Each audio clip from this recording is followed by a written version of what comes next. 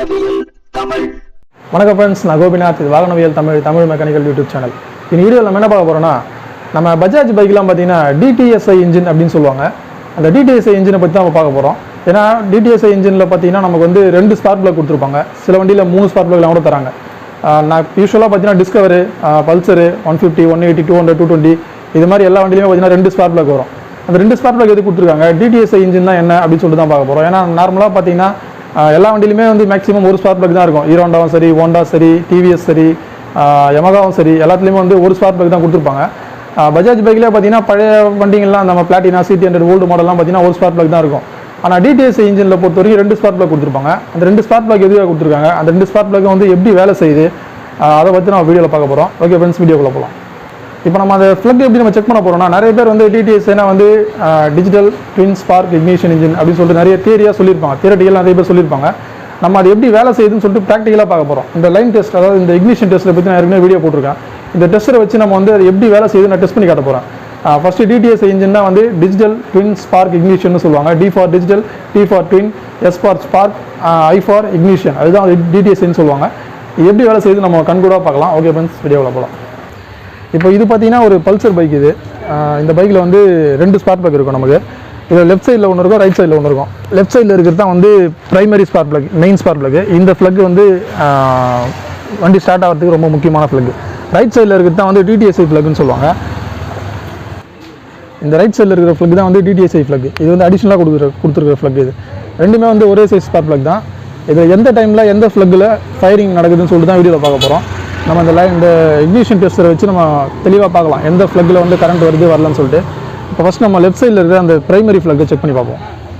First நம்ம இந்த ignition tester எப்படி வேலை செய்யுதுன்னு நான் தெளிவாக சொல்லிடுறேன். ஏன்னா ஃபஸ்ட்டு நம்ம இதை பற்றி வீடியோ போட்டிருக்கோம். அந்த வீடியோ பார்க்காதவங்களுக்கு இந்த டெஸ்டர் எப்படி வேலை செய்யணும்னா, நம்ம ஸ்பார்க் பிளக்கோட அந்த அடாப்டர் மேலேயோ இல்லை அந்த ஒயர் மேலேயோ நம்ம அந்த டெஸ்டரை வச்சுட்டு பைக்கை ஸ்டார்ட் பண்ணோம்னா, அந்த ஸ்பார்க் பிளக்கில் போகிற கரண்ட்டை நம்ம வந்து இதில் ஒரு லைட் மூலமாக நம்ம பார்க்கலாம். அந்த கரண்ட் போகுதா இல்லையான்னு சொல்லி செக் பண்ணலாம். பைக்கை ஸ்டார்ட் பண்ணி காட்டுறேன் பாருங்கள். பைக்கை ஸ்டார்ட் பண்ணுங்க. இதை பார்த்தீங்கன்னா உங்களுக்கு தெளிவாக தெரியும். இதில் ஒரு சின்ன லைட் விட்டு எரியுது பார்த்தீங்களா. இந்த ஃப்ளக்கில் வந்து கரண்ட் போயிட்டுருக்கு. வண்டியை ரைஸ் பண்ணு, லைட்டாக ரைஸ் பண்ணு. பார்த்தீங்கன்னா தெரியும், ஒரு சின்ன லைட் எரியுது பார்த்தீங்களா. அதில் இப்போ இந்த ஃப்ளக்கில் வந்து கரண்ட் போயிட்டுருக்குன்னு அர்த்தம். இதில் கரண்ட் போகலன்னா இந்த லைட் எரியாது.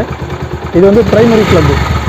இந்த டெஸ்டர் எப்படி தான் வேலை செய்யும், இக்னிஷன் டெஸ்டர். இது மேலே வச்சோடனே லைட் எரியும். நமக்கு கரண்ட் போச்சுன்னா லைட் எரியும், போகலாம் எரியாது.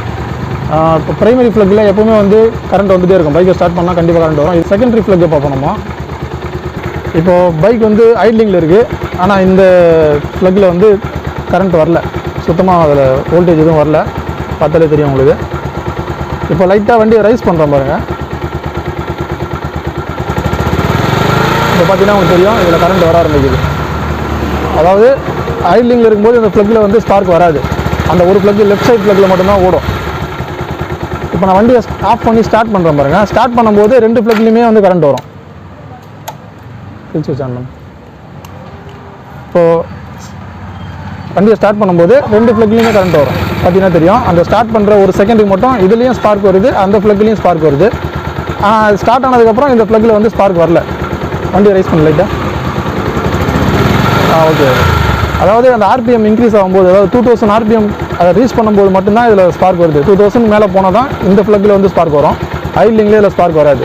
இப்போ வந்து அந்த ஒரு ஃப்ளக்கில் தான் வண்டி ஓடிட்டுருக்கு. ரேஸ் பண்ணுறேன். நமக்கு RPM மீட்டரில் பார்த்தீங்கன்னா தெரியும், 2000 RPM வரும்போது மட்டும்தான் அதில் ஸ்பார்க் வரும்.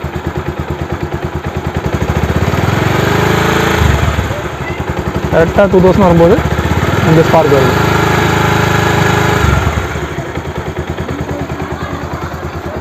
இந்த மெத்தடில் தான் வந்து DTSI வேலை செய்யுது.